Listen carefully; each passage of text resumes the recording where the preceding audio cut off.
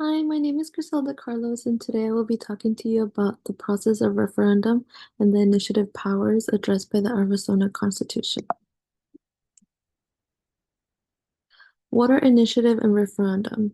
So there are two different methods. The first one, initiatives, is in which voters can propose new legislation or laws or amend existing ones. And they can do this through a process that requires different requirements, but is specifically signatures of qualified electors or citizen or referred to as citizens as well.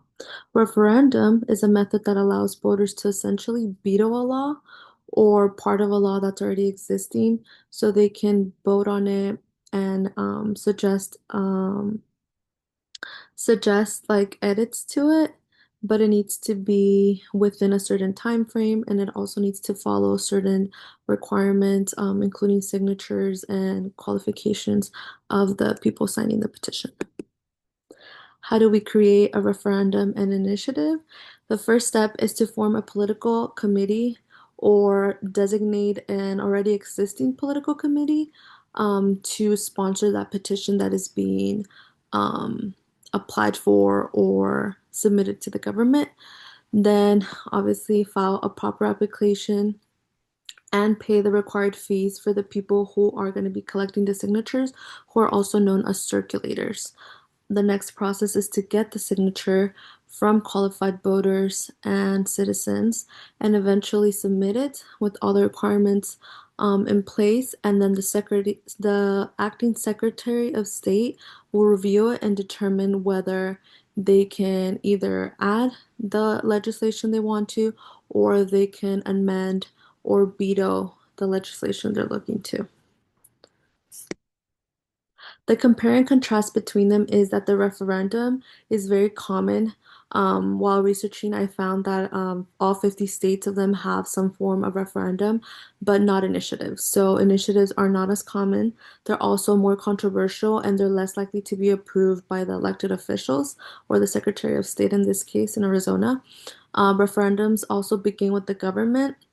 They're the ones who propose and pass a law, and then the people take the necessary steps to either amend it or edit it. Um, but yeah, and then initiatives begin with the people. The people apply, the people propose new laws or to amend laws by voting. The pros and the cons of them. So initiatives and referendums, I feel like had more pros and cons.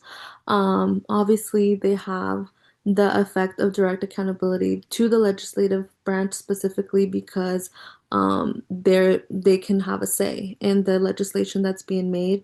Legislators this way are made to think more of the people rather than specific interest groups or political groups they want to please because they know that essentially the power is held by the people. So that's really cool.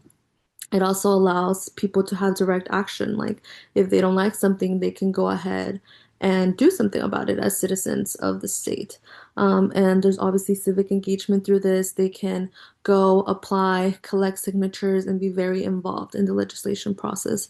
So that's one pro. Well, that's many pros of initiative. Referendum, there is the pro of having the power to veto. That is a huge power that is held by the people, and it allows for direct democracy and checks and balances. So that is an amazing way that both these methods hold pros.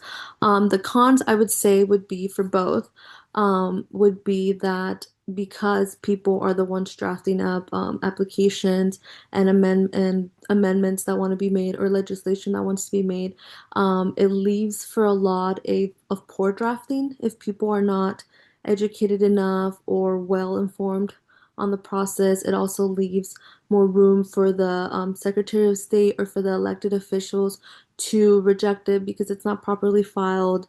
It's more of a matter of correct drafting of it and to avoid like roadblocks on it. I would say that's like the biggest con that I've noticed when researching, sorry.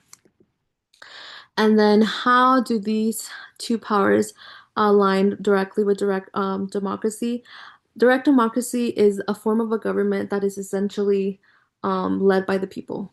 So I think one thing that I've noticed in the whole Arizona Constitution is that there was a big focus on the people holding the power. And I think it is said over and over repeatedly throughout the Constitution that people should have rights and people should not be um, just even in the Victims Bill of Rights. Like that is something huge that we don't have in the US Constitution, but that the Arizona Constitution does have, and it just comes to show the commitment the government has with its people and its focus on the well-being of the people. So I think that is a huge proof of direct democracy. Also, like allowing the direct involvement in the legislation process through methods like the referendum and the initiative just come to show how instilled the concept and the form of direct democracy is in the Arizona government.